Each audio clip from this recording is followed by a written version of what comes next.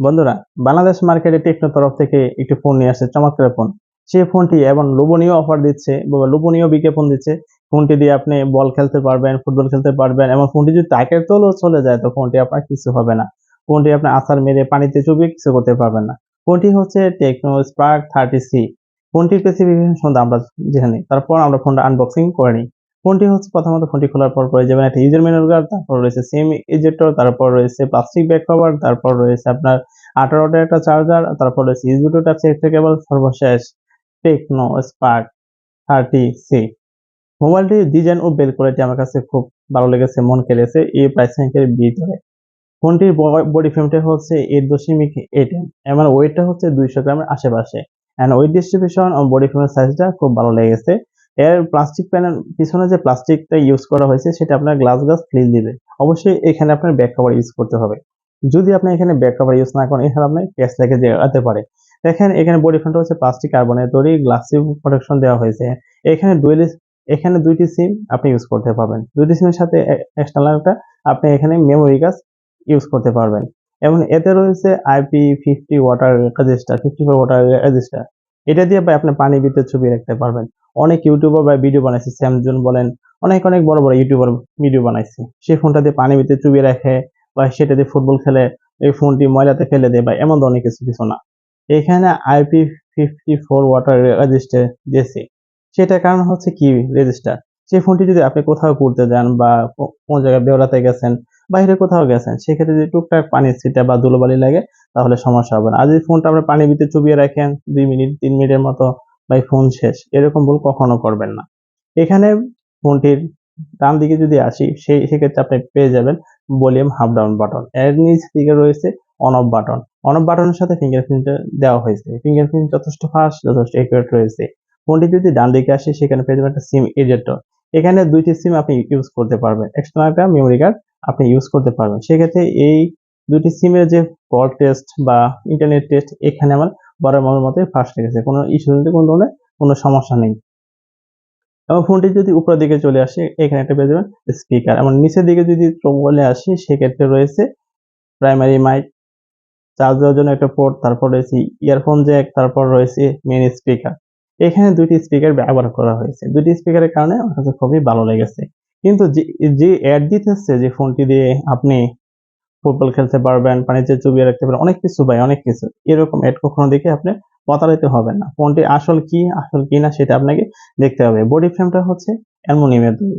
এই 13,000 টাকার প্রাইস রেঞ্জের ভিতরে বডি ফ্রেমটা যখন অ্যালুমিনিয়ামের দিয়েছে সেখানে ফোনটা একটু শক্তপোক্ত লাগতেছে। 1 লাখ টাকার ফোন, 2 লাখ টাকার ফোনও এমন শক্তপোক্ত না টেকনো যা দাবি করতেছে, বা ইউটিউবাররা যেভাবে অ্যাড দিয়ে দিতেছে ফোনটা দিয়ে এটা করা যায় ওইটা করা যায়, বা 1.5 লক্ষ টাকার ফোনও এত শক্তিশালী ফোন না। তো ধরুন ফোনটি ডিসপ্লে সেকশনে চলে আসে। এখানে ফোনটির ডিসপ্লে সেকশনে রয়েছে আপনার IPS LCD ডিসপ্লে। এর রিফ্রেশ রেট হচ্ছে 120 হার্টজ এবং ডিসপ্লে সাইজটি হচ্ছে 6.7 ইঞ্চি ডিসপ্লে। এর PPI হচ্ছে 263 নিক্স পর্যন্ত। এই PPI দিয়ে হাই রিফ্রেশ দিয়ে আপনি কি করতে পারবেন? হাই রিফ্রেশ আমার কাছে খুব ভালো লেগেছে এই দামের ভিতরে, কিন্তু IPS ডিসপ্লে না দিয়ে এখানে HD প্লাস ডিসপ্লে দিলে ভালো হতো। এর রেজোলিউশন খুবই কম। যদি বাহিরে আপনি কোথাও ঘুরতে যান বা রোদ্র লাগে সেক্ষেত্রে যদি আপনি ফোন রিসিভ করেন বা কল আসে একটু দেখতে আপনার অসুবিধা হতে পারে। এখানে ডিসপ্লে যে সাইজটি হচ্ছে বেজেলটা খুবই বড় দিয়েছে, একটু ন্যানো করলে ভালো হতো। কিন্তু যেহেতু এটার বাজেট হচ্ছে 13,000 টাকা আশেপাশে, এখানে একটু ন্যানো করার কি দরকার, একটু বড়ই রেখে দিয়েছে। এখানে সামনে যে ফ্রন্টে যে ক্যামেরা হয়েছে এখানে 5 হল এটা সেলফি শুটার দিয়েছে। 5 হল সেলফি শুটার দিচ্ছে, আকর্ষণটা বাড়িয়ে দিচ্ছে, কিন্তু বেজলটা খুবই বেশি। বেজলটা কম হলে এইখানে ভালো হতো। এখানে আপনি ভিডিও কনজিউম করেন বা ফেসবুকিং করেন বা টিকটকে ভিডিও দেখেন, যাই করেন আপনার কাছে মোটামুটি চলে যাবে হাই রিফ্রেশের কারণে। এবং ডিসপ্লে নিয়ে বেশি ধরনের কোনো প্যারা আপনাকে পোহাতে হবে না। এখানে অ্যান্ড্রয়েড ভার্সন 14 এর ইউজ করা হয়েছে এবং মিডিয়াটেকের হেলিও G81 একটা প্রসেসর, খুব বড় বহু পরীক্ষিত প্রসেসর, 12 ন্যানোমিটার প্রসেসর।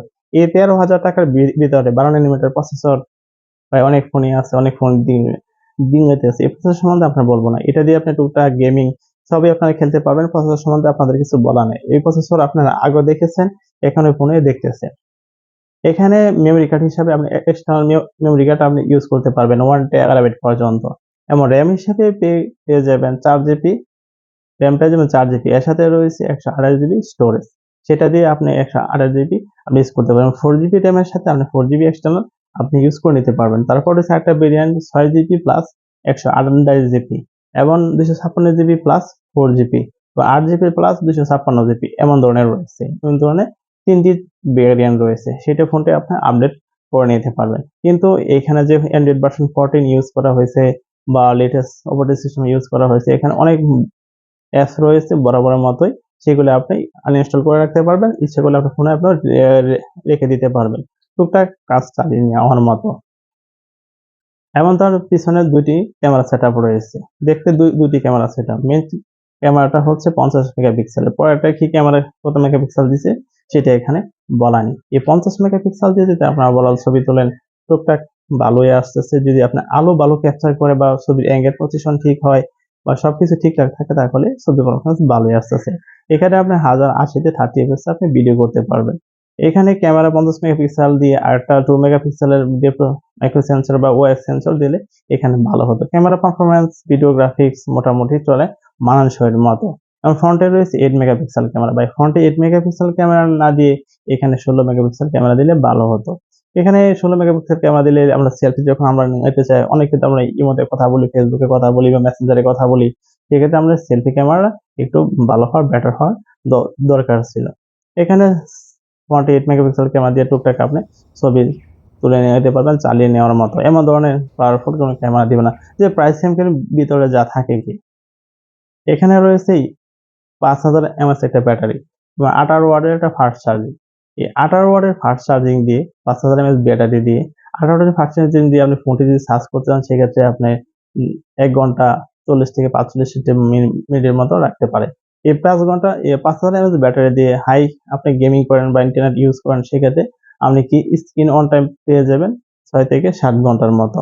এমন যদি টুকটাক ইউজ করেন সেক্ষেত্রে আপনি অনায়াসে 3 দিনের মতো আপনি ব্যাকআপ হয়ে যাবেন।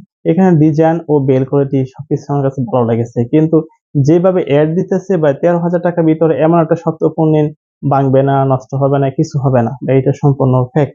এটা আমার কাছে মনে হয়েছে। যদি আপনারা চিন্তা ভাবনা করেন যে স্টাইলিশ একটা ফোন নিবো, হাত থেকে পড়বে বা আমি ফোনটা বারবার হাত থেকে পড়ে যাবে, সেক্ষেত্রে আপনি ফোনটা সংগ্রহ করতে পারেন।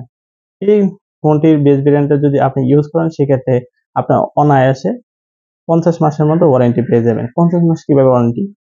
এখানে টেকনো দাবি করতেছে 50 মাস পর্যন্ত আপনি ইউজ করতে পারবেন। ফোনটি অনায়াসে 50 মাস আপনি ইউজ করতে পারেন। দেখা যাচ্ছে 12 দুগুণে 24, 3 বারং 36, 4 বারং 48 আপনি অনায়াসে ফোনটি দীর্ঘ 4 থেকে 5 বছর আপনি ইউজ করতে পারবেন। কোনো ধরনের সমস্যা, কোনো ধরনের ল্যাকিং, কোনো ধরনের কিছু হবে না। এখানে টেকনো দাবি